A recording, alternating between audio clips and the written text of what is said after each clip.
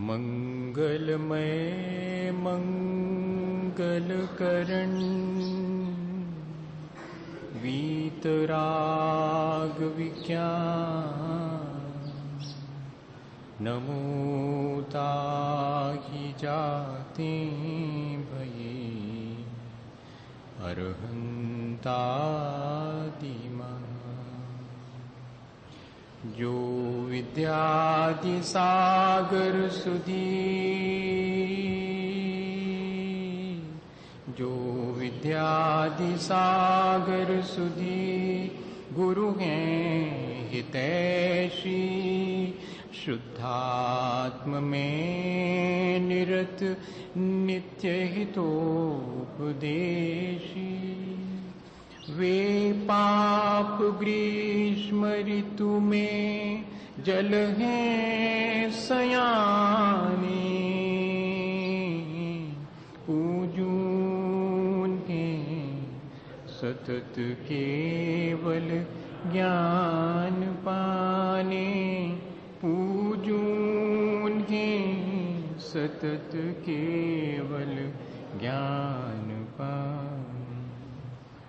बोलिए भगवान महावीर स्वामी की, आचार्य कुंद कुंद स्वामी की, आचार्य गुरुवर विद्यासागर मुनि महाराज।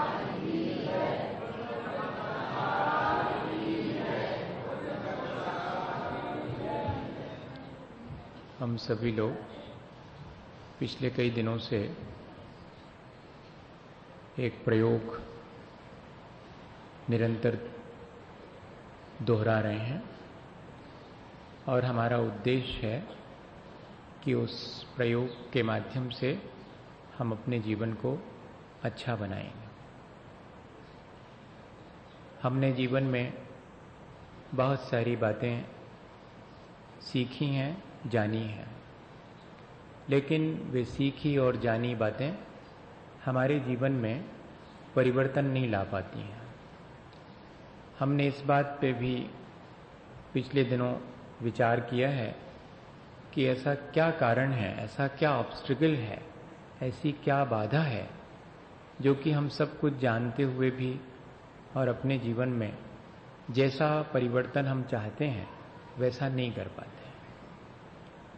और उसका कारण यही समझ में आया कि हम जो चीज़ें जानते हैं वे चीज़ें हमारे बुद्धि और मस्तिष्क का पोषण तो करती हैं, लेकिन हमारे जीवन में वे चीज़ें परिवर्तन नहीं ला पाती हैं।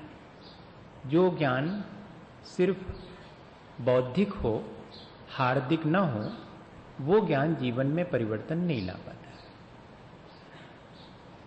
तो हमने पिछले दिनों ये अभ्यास शुरू किया कि वो जो हम जानते हैं वो हमारा आचरण बने।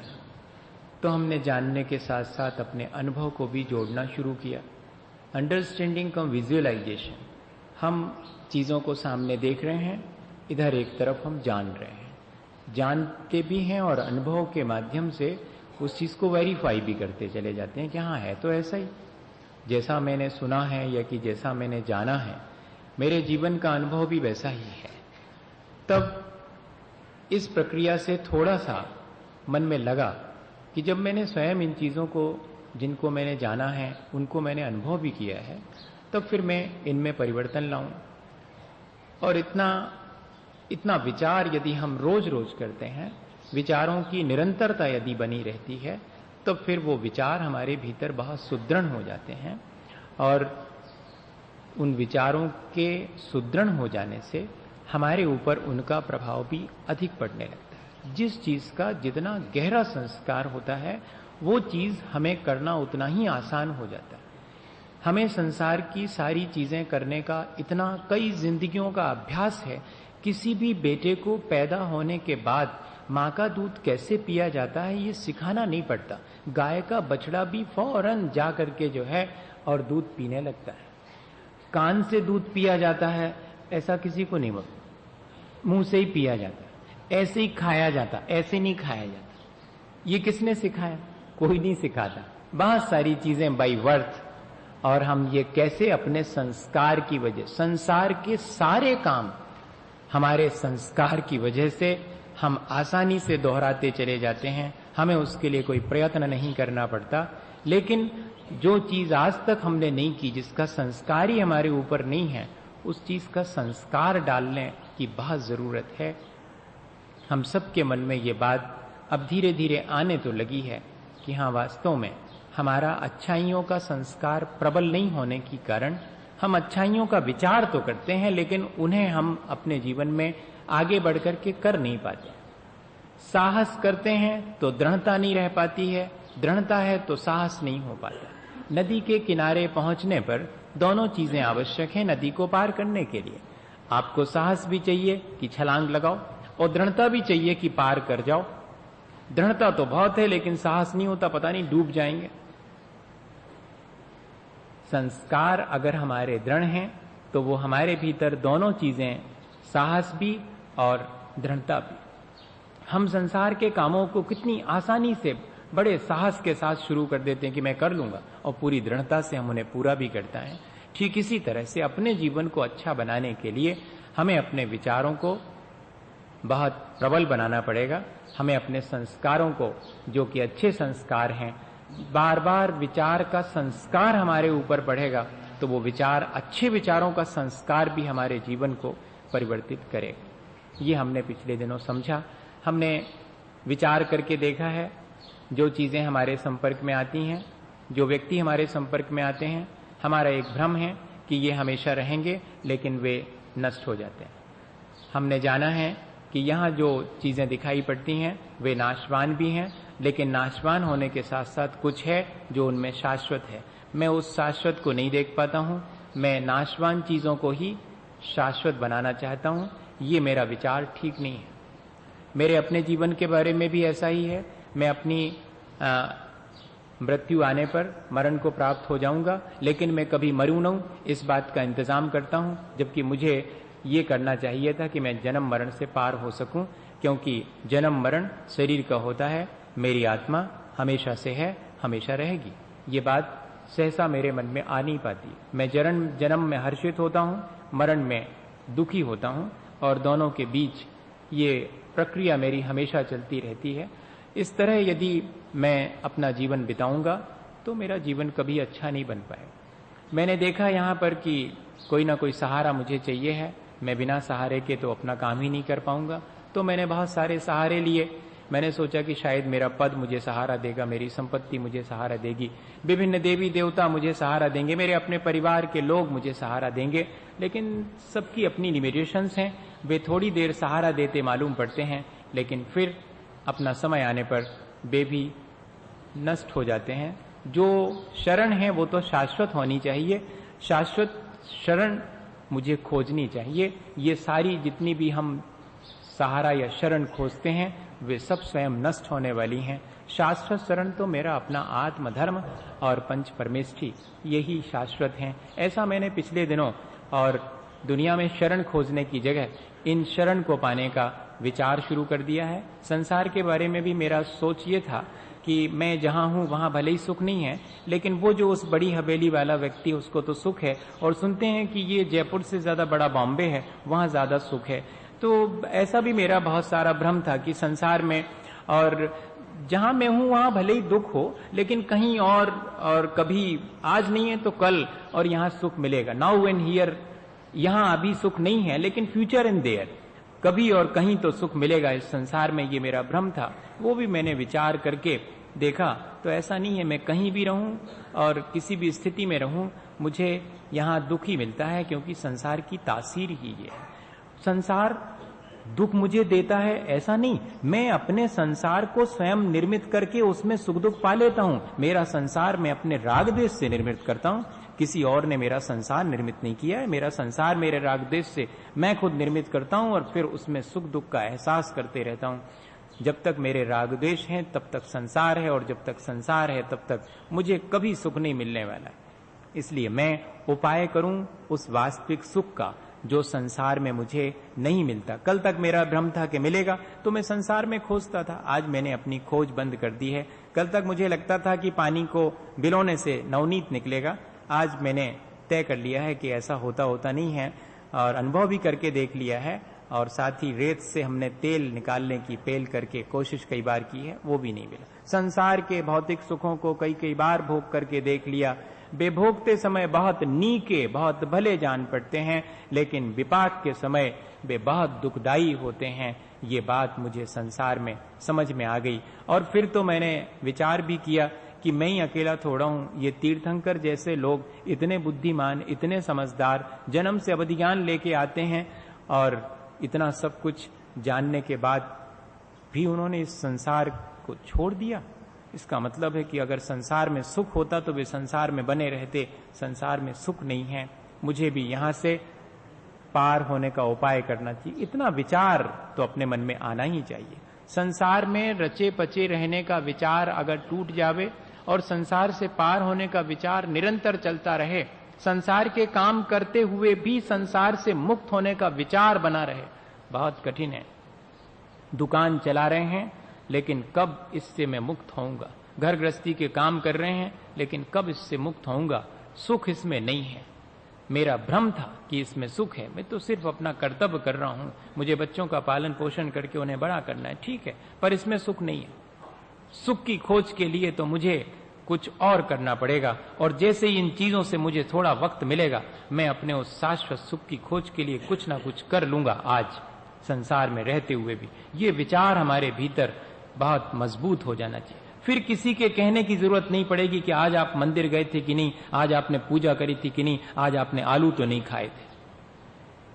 फिर कहने की आवश्यकता नहीं पड़ेगी। फिर तो मेरा अपना कॉन्शियस इन चीजों के लिए मुझे परमिट ही नहीं करेगा, क्योंकि मेरे अंदर ये विचार आ गया है कि इन चीजों में मुझे सुख नहीं मिलने वाला, मुझे अपने सुख का इंतजाम कर लेना चाहिए वक्त रहते। और यहां जो भी सुख दुख भोगना पड़ते हैं वो मुझे अकेले भोगना पड़ते हैं। तब फिर मुझे अपने जीवन को स्वावलंबी बना लेना चाहिए। और इतना ही नहीं, शरीर यदि मेरा है तो मुझे उस शरीर का सदुपयोग करना शुरू करना चाहिए। मंदिर में मंदिर की शोभा देवता से होती है, मेरा शरीर मंदिर की तरह है, मुझे उसे मंदिर की तरह बनाना चाहिए। मंदिर कभी गंदा नहीं होता क्योंकि उसमें देवता विराजा हुआ है, इसलिए मंदिर मेरा साफ सुथरा रहे, इतना तो आवश्यक है। लेकिन मंदिर और देवता में बहुत फर्क है, ये भी मेरे ध्यान में बना रहे। मुझे शरीर को मंदिर की तरह रखना है, उसमें बैठी हुई चेतना मेरे देवत्व का प्रतीक है, इसलिए उस चेतना की ऊंचाई के लिए मुझे काम करना है। इसको साफ सुथरा रख करके, पवित्र रख करके, हालांकि इसका स्वभाव पवित्रता नहीं है, लेकिन इसको मैं साफ सुथरा रख करके और अपनी चेतना को पवित्र बनाऊं। ये विचार भी पिछले दिनों हमने बहुत आसानी से किया था। आज हम थोड़ा सा और आगे बढ़ते हैं कि क्या और कोई विचार है इस संसार में? है। हम मन वचन काया से निरंतर कुछ ना कुछ करते रहते हैं। क्या इस मन वचन काया की क्रिया से भी मेरा कुछ भला बुरा होता है? इस पर विचार तो करना चाहिए। मैं तो हमेशा ही करता रहता हूं, कोई ना कोई काम तो हमेशा ही चलता रहता। अगर हम हाथ पर हाथ रखे हैं तब भी मन वचन काया की सूक्ष्म प्रक्रिया चलती है। जो जोगन की चपलाई ताते वह आश्रव भाई, आश्रव दुखकार घनेरे बुद्धिवंत तिन्हें निर्वेरे, ऐसा लिखा हुआ है। अब मुझे इस पर विचार करना है कि मेरे मन वचन काया की जो भी प्रक्रिया होती है, भली और बुरी, उसके द्वारा मेरे भीतर कोई ना कोई संस्कार पड़ता ही रहता है निरंतर। अब मुझे उस संस्कार जो पड़ रहा है उस पर गौर करना है कि कैसा संस्कार मुझे अपने ऊपर डालना है मन वचन काया के द्वारा।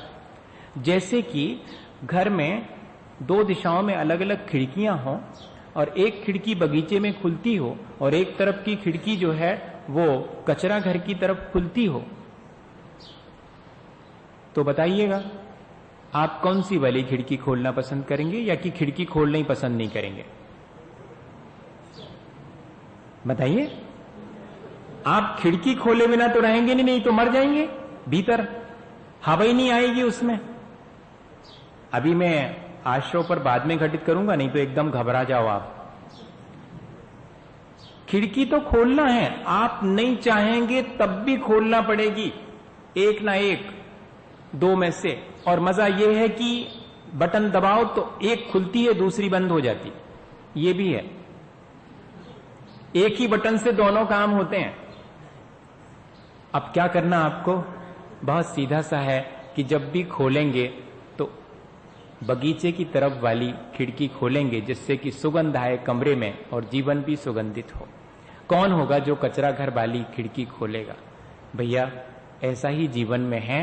मन वचन काया के द्वारा हम यदि भला कुछ करते हैं तो हमारे भीतर जो संचित होता है वो भी भला ही संचित होता है, और जब हम मन वचन काया के द्वारा बुरा करना शुरू करते हैं तब हमारे भीतर गंदगी इकट्ठी होनी शुरू होती है, मलिनताएं इकट्ठी होनी शुरू होती हैं, और मलिनताओं के चलते हमारा अपना चेहरा हमें फिर दिखाई नहीं पड़ता। हमारा अपना जीवन जो उज्जवल है वो हमें दिखाई नहीं पड़ता। जैसे कि पानी में हम झांक करके देखें और पानी अगर निर्मल हो और उसमें तरंगे ना हो, वाइब्रेशंस ना हो, तब क्या होगा? अपना चेहरा बहुत स्पष्ट दिखाई पड़ेगा। ठीक इसी तरह से, लेकिन अगर वो पानी गंदा हो और उसमें वाइब्रेशंस हो तो नहीं दिखेगा। कषायें हमारे जीवन में रंग डालती हैं, उसे मलिन करती हैं, और मन वचन काया की जो चंचलता है वो हमारे जीवन में वाइब्रेशंस लाती है, और फिर हमारी अपनी उज्जवलता उसमें छिप जाती है, फिर दिखाई नहीं पड़ती। सीधा सीधा ऐसा हिसाब है। जैसे पानी में रंग घोल दिया जाए और उसे हवाओं के द्वारा हिला दिया जाए तो चेहरा नहीं दिखाई पड़ता, ऐसे ही जीवन में कषायों के द्वारा तुम अपने आप को मलिन करते रहते हैं, और निरंतर मन वचन काया की कोई ना कोई क्रिया हम करते ही रहते हैं। उसके द्वारा उठने वाली तरंगे हमारे भीतर नए नए कर्मों को निरंतर हमारे साथ अटैच करती रहती हैं। वे भले भी होते हैं और बुरे भी होते हैं, दोनों तरह के हैं। हमें इस बात पर विचार करना है कि मुझे इस आश्रव की प्रक्रिया से कभी कोई भलाई मेरे जीवन में आई है या नहीं आई। मेरे अंदर अच्छे बुरे जो संस्कार पड़ते हैं उनसे मेरे जीवन में क्या परिवर्तन आया है, आता है या नहीं आता है, इस पर थोड़ा सा विचार करेंगे। इसके पहले थोड़ा सा विचार इस बात का और कर लें कि मेरे अपने जीवन की जो यात्रा है वो मैं किस तरह से कर रहा हूं, ताकि मेरे अपने जीवन की उस यात्रा में मुझे किस तरह के संस्कार अपने जीवन में इकट्ठे करना है, और किस तरह के संस्कार मुझे जीवन में जो अज्ञानतावश इकट्ठे हो गए उनको हटाने की प्रक्रिया भी साथ साथ करनी, ताकि ये समझ में आ जाए। क्या होता है, जैसे कि कोई व्यक्ति यात्रा करता है। काहे में यात्रा करते थे? पहले लोग रथ में यात्रा करते थे और उसमें घोड़े भी जुते हुए हैं। एक बड़ा अच्छा प्रतीक है। हमारे अपने जीवन में भी हम इसी तरह अपने जीवन की यात्रा कर रहे हैं। उसमें हम एक रथ में बैठे हुए हैं और बलगाएं हमारे हाथ में हैं, घोड़े रथ में जुते हुए हैं। अब हम अपनी यात्रा को कैसे आसानी से कर सकते हैं? यदि हमारे घोड़े ठीक ठीक दिशा में जाएं, उसकी बलगाएं हमारे अपने हाथ में हो और हमारा विवेक जागृत हो, तो हम आसानी से अपने गंतव्य पर पहुंच सकते हैं। हम अपने जीवन को एक ठीक दिशा में ले जा सकते हैं। रथ क्या चीज है? रथ ये शरीर है, और उसमें बैठा हुआ कौन है? वो अपनी चेतना है, वो हमारी अपनी आत्मा है। और जो घोड़े हैं वे हमारी पांचों इंद्रियां हैं, और बलगाएं हमारा अपना मन है। लेकिन बलगाएं और घोड़े यदि चेतना के हाथ में रहें और चेतना विवेकवान, ये बहुत जरूरी है। सबके पास रथ है, सब उसमें बैठे हुए हैं, सबके घोड़े भी दुरुस्त हैं, सबकी बलगाएं भी हाथ में हैं, लेकिन विवेक नहीं हो तब तो बहुत मुश्किल है। बुद्धिवंत तिन्हें निर्वेरे। इस जीवन की यात्रा में मुझे आसानी कब होती है? जब मेरा विवेक मुझे इस बात के लिए सजग और सावधान रखता है कि किस रास्ते से जाना है और कैसे मुझे अपने गंतव्य तक पहुंचना है। कौन कौन सी बाधाएं मेरे जीवन में आ सकती हैं, कौन कौन सी मलिनताएं मेरे जीवन में आ सकती हैं, कहां कहां से आ सकती हैं, इस बात का ध्यान मुझे रहे, और उन मलिनताओं से मैं कैसे बच सकता हूं इस बात का मुझे ध्यान रहे, तो मैं अपनी जीवन की यात्रा को बहुत आसानी से कर सकता। आज हमें यही चीज समझनी है। वैसे तो हमारे जीवन में जितने भी कर्म आते हैं वे हमें संसार में ही भटकाते हैं। कुछ भटकाते हैं, कुछ अटकाते हैं। जैसे कि जो बुरे संस्कार हैं वे तो हमें भटकाते हैं, जो अच्छे संस्कार हैं वे हमें दिशा तो देते हैं, लेकिन जब तक हम और आगे पुरुषार्थ नहीं करेंगे वे हमें अटकाए रखते हैं जीवन में।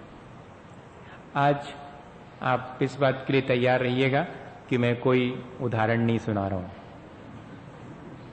हाँ, मैं बहुत सोचता रहा कि इस प्रक्रिया के लिए कोई उदाहरण दिया जा सके, लेकिन लास्ट में अगर रिकॉल कर रहा हूं बहुत देर से, शुरू में ही थोड़ा सा मंगलाचरण से सारी चीज शुरू होती मेरे साथ। मुश्किल ये है, तो मंगलाचरण से ही सारी चीज शुरू हुई तो वो उड़ गई। वो मंगलाचरण इतना बढ़िया हुआ कि मेरे दिमाग से वो किस्सा कहानी उड़ गई। मेरा दिमाग उधर चला गया कि ये 10 मिनट लेंगे तब तो बहुत मुश्किल है। तब फिर मैंने फौरन किताब खींची कि अब चलो कुछ काम शुरू करें, क्योंकि 10 मिनट तो इसमें लग जाएंगे।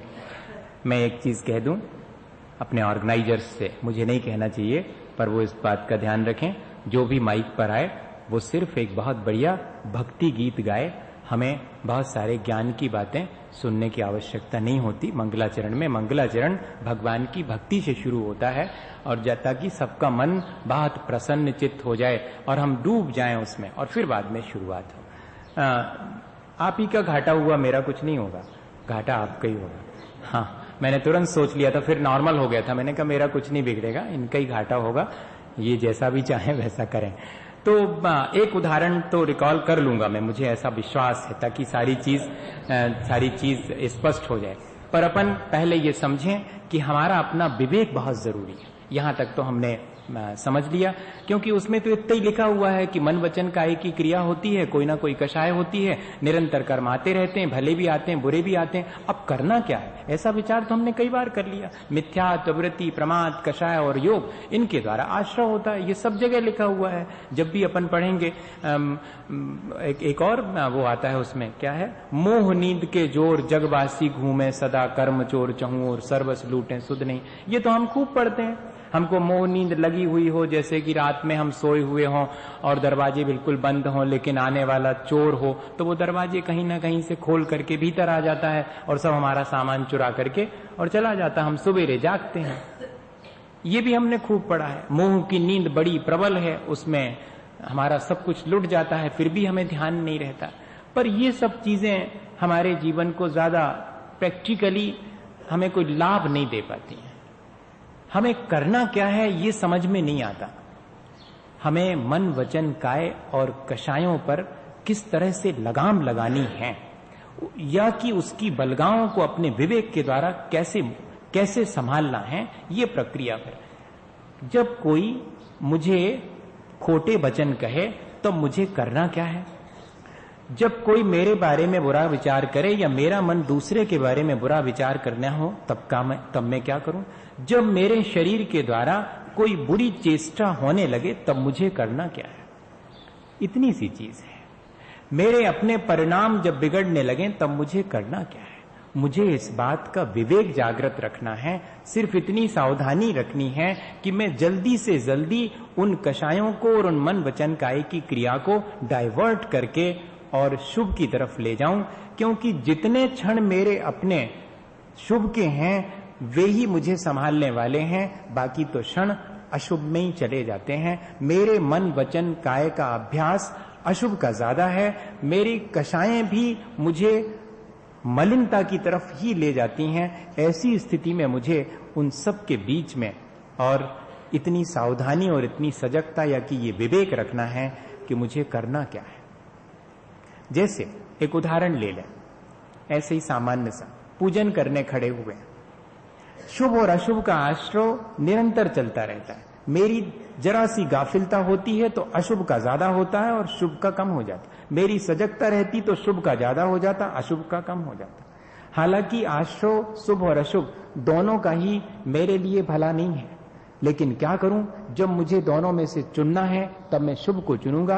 अशुभ कथनचित उपादेय है, वो मेरे काम आते हैं। अगर मेरी दृष्टि निर्मल है और उसके साथ में अगर कोई शुभ कार्य करता हूं तो मेरे लिए ये शुभ कार्य परंपरा से मेरे मुक्ति में भी कारण बनते हैं। ये बात मुझे ध्यान में हमेशा रखनी चाहिए। इसलिए जब जब भी मुझे शुभ और अशुभ में से चुनना पड़े, मेरा विवेक है कि मैं उसमें से भले संस्कारों को चुनूंगा। एक उदाहरण जो मैं कह रहा था आपसे, पूजा करने खड़े, जल्दी समझ में आ जाए। पूजा करने खड़े हुए हैं और एक पूजा कर ली, उतने में एक व्यक्ति और आ गए, अपने अच्छे भले मित्र हैं, और उन्होंने कहा, तुम्हारी हो गई क्या पूजा? हमारी तो पूजा हो गई। अरे थोड़ा ठहरो, एक हमारे साथ कर लो, फिर अपन साथ में शांति पाठ करके चलेंगे। ठीक है, खड़े हो गए, फिर पूजा शुरू हो गई। लेकिन अब पूजा तो कर रहे हैं, लेकिन मन में क्या विचार आ रहा है? कहां से ये आ गए?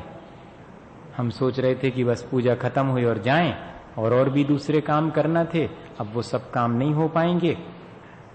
अब चलो फिर भी ठीक है, 3-4 बार तो घड़ी देख चुके कि जल्दी हो जावे पूजा, पूजा में कम ध्यान है, इसमें ज्यादा ध्यान है।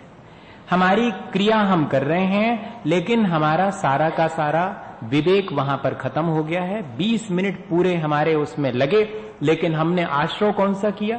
क्रिया हमने शुभ की है, लेकिन आश्रय अशुभ का कर लिया। आश्रय हमारे विवेक और अविवेक पर निर्भर करता है, हमारी क्रिया पर उतना निर्भर नहीं करता। खड़े हुए हैं मंदिर में और हम अशुभ का आश्रय, वाणी और शरीर से तो शुभ का आश्रय हो रहा है, लेकिन मन से निरंतर अशुभ का आश्रय हो रहा है। शरीर खड़ा हुआ है मंदिर में, वाणी बोली जा रही भगवान की पूजा की, लेकिन मन निरंतर यह विचार कर रहा है कि कहां से ये आ गए और मुझे तो दूसरा काम करना था। और अगर आप थोड़ा सा विवेक रख करके कि जब ये व्यक्ति आ ही गया है और मुझे इसके साथ पूजा करनी है, तो मैं अपना विवेक जागृत करूं और क्या विचार करूं, बहुत अच्छा हुआ, बहुत अच्छा हुआ जो एक पूजा और इनके साथ करने का मेरा भाग रहा। बाहर जाऊंगा तो अभी पाप से ही घिर जाना है, अच्छा है मैं ठाट बाट से और 20 मिनट पूजा कर लूं। बताइए, ऐसा विवेक नहीं रख सकते हैं क्या? भोजन बना रहे हैं और भोजन बनाते समय निरंतर आश्रय हो रहा है अशुभ कर्मों का, क्योंकि सारी क्रिया भी अशुभ हो रही है भोजन की, लेकिन परिणाम हमारे अशुभ हों ऐसा जरूरी नहीं है। अशुभ परिणाम हम बना लेते हैं। अब हमारे जी के लिए, हमारे लिए यही काम है। सब तो अपने आराम से घूम रहे हैं, वो अपने उधर दुकान पर मस्त हैं और हम यहाँ पर चूल्हा फूंक रहे हैं। हमारी जिंदगी ऐसी निकल गई, पूरा जीवन हो गया, जब से इस घर में आए हैं काय का सुख मिला हमको, ऐसा विचार चल रहा है निरंतर। रोटी बन रही, बहुत प्रैक्टिकल बात कर रहा हूं आपसे। आश्रय निरंतर हो रहा है अशुभ का, मुझे विवेक अपना जागृत करना, वहीं के वहीं बैठे बैठे क्या करना है? बहुत अच्छा है, अभी तो कोई खाने पे आ नहीं रहा है, मैं उतनी देर में और पंच परमेष्ठी का स्मरण कर सकता हूं। बहुत अच्छा है, ये काम मेरे जिम्मे आया है, मैं इसे पूरी जिम्मेदारी से करूं। इस भोजन को करके सब लोग धर्म ध्यान करें या नहीं करें, जो करना हो वो करें। मैं तो अपना विचार ऐसा बना सकता हूं कि मैं इस भावना से भोजन परोसूं जिससे इस भोजन को करके सब धर्म ध्यान करें, सबका जीवन निर्मल हो, सबका मन पवित्र हो। इस तरह की भावना से भी फूड हैंडल किया जा सकता है और रोते रोते भी किया जा सकता है। एक में हम अपने हाथ से अशुभ कमाते हैं, दूसरे में हम थोड़ा सा डायरेक्शन चेंज कर देते हैं। बेटे को हम मार पीट करते हैं सुधारने की भावना से कि सुधर जाए, डांटते डपटते हैं। और एक तो है कि अपने अहंकार की वजह से मेरी बात नहीं मानता, मैं उसकी मां, मैं उसका पिता हूं, मेरी बात नहीं मानता। अब इसको जो है 4 तमाचे पड़ने ही चाहिए। एक इस भावना से उसे हम डांटते हैं और एक इस भावना से भैया मानते क्यों नहीं, अपना जीवन अच्छा बना लो, इसलिए मुझे गुस्सा करना पड़ रहा है। क्रोध भी मैंने किया है तो दूसरे के भले के लिए किया है, क्रोध के लिए नहीं किया है। अहंकार भी किया है, अपना वर्चस्व बनाने के लिए नहीं किया है। मैं तुम्हारी मां हूं, इस बात का तुम्हें ध्यान होना चाहिए, मैं तुम्हारा पिता हूं बेटे। अहंकार नहीं है मुझे अपने पिता और मां होने का, मुझे अपना कर्तव्य निभाना है, तुम मेरी बात माना करे। बेटे के साथ मायाचारी भी करना पड़ती है, घर गृहस्थी में मायाचारी भी करना पड़ती है, जिससे कि मुझे निरंतर आश्रय होता है। मैं अपने आश्रय को दिशा देना चाह रहा हूं, मैं उसे शुभ की तरफ मोड़ना चाह रहा हूं। घर में 4 दिन के लिए सामान पड़ा है, लेकिन कोई भी माँ अगर सच्ची गृहस्थी करने वाली है तो 4 दिन पहले से हल्ला मचाना शुरू कर दी थी कि खत्म होगा सामान, खत्म होगा। और अभी 4 दिन का रखा है, खत्म हो गया कह रहे हैं। अब शक्कर नहीं है, कल के लिए नहीं है शक्कर, जबकि 4 दिन की रखी है, कल के लिए नहीं है शक्कर। क्यों? एकदम तुरंत थोड़ी कहेंगे कि आज शक्कर खत्म हो गई, वो 4 दिन पहले से ही बेटा आकर के कहता है कि वो जो लड्डू बने थे वो लाओ, वो तो खत्म हो गए।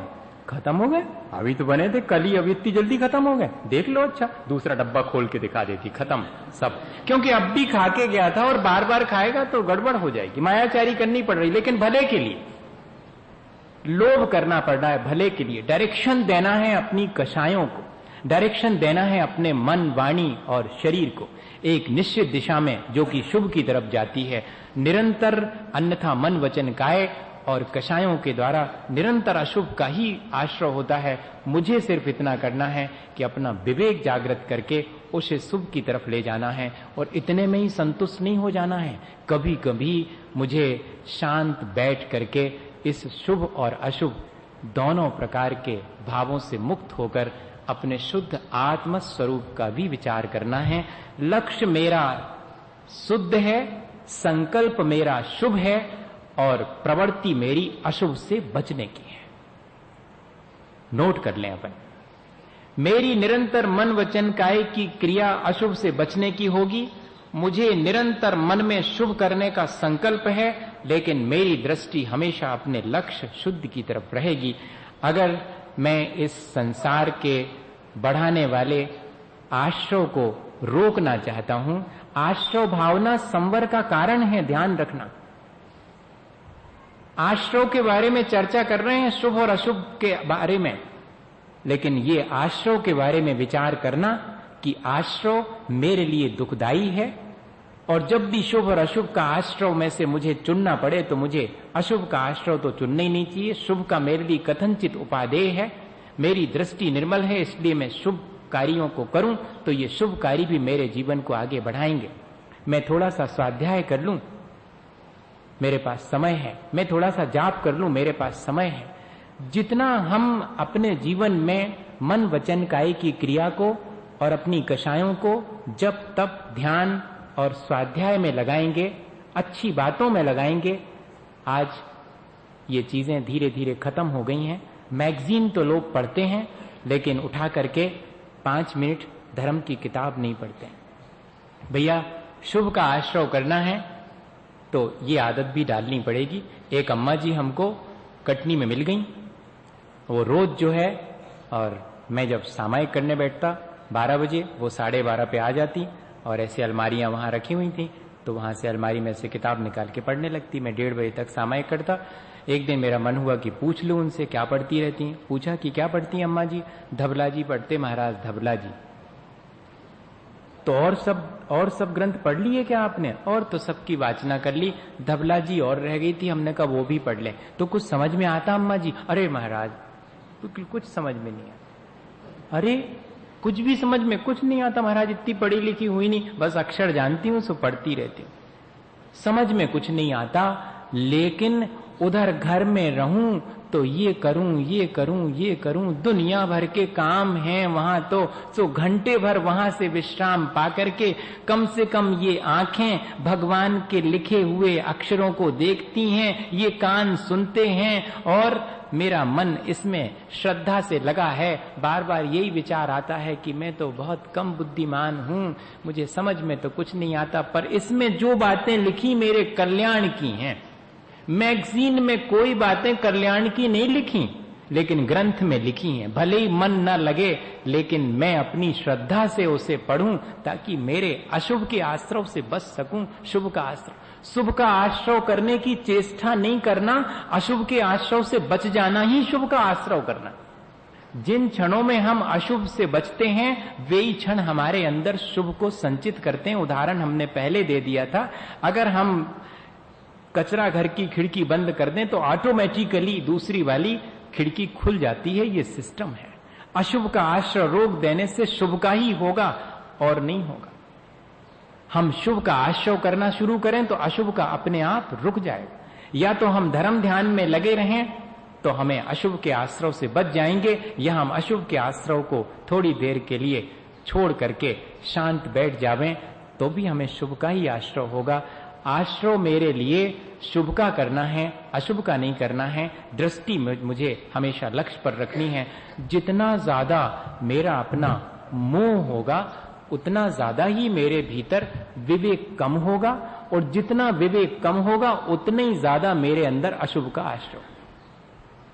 अब बात बहुत स्पष्ट हो गई मेरे ख्याल से। अब मोह का उदाहरण तो अपने पास है, वो आ गया, मेरे को रिकॉल हो गया वो। जैसे ही हाथ में किताब आई वैसे ही हो गया रिकॉर्ड। अब भी सुनाई देता हूं, सारी चीज सारी चर्चा साफ हो जाएगी। एक गाथा पढ़ लें, उसका अर्थ पढ़ लें, फिर वो छोटा सा उदाहरण, और इतनी देर में मान लो कुछ भी समझ में नहीं आया हो तो अब आ जाएगा। एदे मोहय भावा जो परिवज्ये उपसमे भावो हेयं तिमन्न मानो आसौ अनुवेहनम तस्य। जो मोहजन्य जड़ भाव विभाव सारे हैं त्याज्यों समझ साधु ने विसारे। तल्लीन हो प्रशम में तज वासना को भावे सही परम आश्रव भावना को। जितने भी अविवेकपूर्ण अज्ञानतापूर्ण मोहजन्य भाव हैं, मेरी अपनी जितनी गाफिलता है, मेरी अपनी जितनी असावधानी है, वो मुझे संसार के कारणभूत आश्रव में निमित्त बनती है। जो बुद्धिमान हैं, साधु हैं, सज्जन हैं, वे अपने आप में शांत रह करके इन सब भावों से दूर हट जाते हैं। मुझे भी ऐसा ही प्रयत्न करना चाहिए। मेरे भीतर जब ये अशुभ भाव आवे, मैं सावधान रहूं, इन अशुभ भावों को ज्यादा ना आने दूं, जल्दी से अपने अंदर मन वचन काय और कषायों को दिशा देकर शुभ की तरफ मोल्ड कर दूं। मेरा अविवेक मुझे कैसे दुख देता है ये मुझे समझ लेना चाहिए। एक छोटे से उदाहरण से, एक पिता के 4 बेटे हैं और अचानक पिता का हार्ट फेल हो गया है। बड़े वाले बेटे को खबर मिली है लेकिन वो घर नहीं आया है और दुकान पर ज्यों का त्यों अभी बैठा है। दूसरे वाले बेटे को खबर मिली है, चारों बेटों को खबर मिली है पिता के नहीं होने की, लेकिन पहले वाले बेटे को खबर मिलते ही साथ वो अपनी दुकान को व्यवस्थित करने में लगा है। दूसरे बेटे को जैसे ही खबर मिली है तो दूसरे बेटे ने और फौरन टेलीग्राम करना और चिट्ठियां लिखना शुरू कर दी है, लोगों को इन्फॉर्मेशन देना शुरू कर दी है। और तीसरे वाले बेटे ने क्या किया है कि उसने जो लोग भी आएंगे उनको बाहर दरी बिछा दी है और पानी वानी का इंतजाम कर दिया है। लकड़ियां कहाँ से आएंगी और सामान जो भी अर्थी का है वो सब तैयार करना शुरू कर दिया है। उसको भी पिता के मरने की खबर मिल गई है। और चौथा वाला जो सबसे छोटा है उसको जैसे ही खबर मिली है तो वो तो बेहोश हो गया है। 4 बेटे हैं, एक ही खबर है, चारों के ऊपर अलग अलग असर है, चारों का अपना अपना विवेक है। पहले वाले को दुकान का काम संभालने की जिम्मेदारी है घर में, इसलिए पिता के मरने की खबर के बावजूद भी उसने अपना विवेक लगाया है कि पिता तो नहीं रहे हैं, लेकिन मैं हड़बड़ा करके और दुकान से भागूं ये ठीक नहीं है, दुकान जरा व्यवस्थित करके फिर ताला लगा करके जाऊं।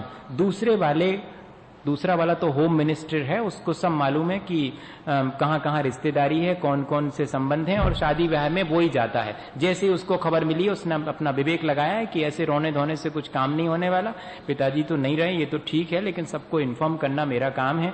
तीसरे वाले का काम था कि सब सामान आमान घर गृहस्थी का वो लाता था, उसका उतना ही काम था, तो उसने फौरन घर का सामान जुटाना शुरू कर दिया। चौथे वाले को अभी कुछ नहीं मालूम, चौथे वाले को ये मालूम है कि करता धरता जो कुछ भी है सब पिताजी हैं, उनके बिना तो हमारी जिंदगी व्यर्थ है, खाना वही खिलाते हैं, सुलाते वही हैं, अब वही नहीं है सुना है, इसलिए बेहोश हो गया। अब बताइएगा इसमें से किसको कमती दुख है और किसको ज्यादा दुख है, और दुख का कारण क्या है। जिसको जितना कम दुख है उसका उतना विवेक जागृत हो गया है, उतना ही वो संसार में आश्रय कम कर रहा है। और जो छोटा वाला जिसको कि अज्ञान है, जिसको कोई विवेक नहीं है, उसको दुख बहुत अधिक है, जबकि चारों के पिता मरे हैं, किसी एक के नहीं है, चारों के। ऐसे ही हमारे अपने जीवन में हमेशा कोई ना कोई मन वचन काय की क्रिया और कषाय का अवसर हमारे जीवन में आता है। अब ये हमें देखना है कि मन वचन काय को किस तरह से प्रयोग में लाना है और अपनी कषायों को प्रशस्त और अप्रशस्त किस दिशा में ले जाना है, शुभ और अशुभ किस दिशा में ले जाना है, ये हमारा अपना विवेक हमें स्वयं जागृत करना। अभ्यास सिर्फ इस बात का करना है कि मेरा विवेक जागृत रहे, वरना विपत्ति के समय मेरा विवेक गड़बड़ा जाता है और मैं और ज्यादा दुख कमा लेता हूं। दुख शोक तापा क्रंदन बद परिदेव नान्यात्म पुरोभय स्थानान्य असद वेद्यस। दुख के समय में और दुखी होने से और दुख संचित होता है। दुख के समय समता भाव रखने से और सुख के समय एक्साइट होने से भी कर्म बंधता है। सुख के समय भी समता भाव रखने से ही वास्तव में मैं इस आश्रव से बच सकता हूं। ऐसा सुबह शाम बैठ करके विचार करें कि निरंतर होने वाले आश्रव में से मुझे अशुभ का आश्रव नहीं होने देना है, शुभ का होने देना है। और आश्रव तो मेरे लिए दुखदाई है, मुझे उससे बचने के लिए निरंतर समता भाव रखना है। अगर ऐसा हम रोज रोज अभ्यास करें तो जरूर से ये आश्रव भावना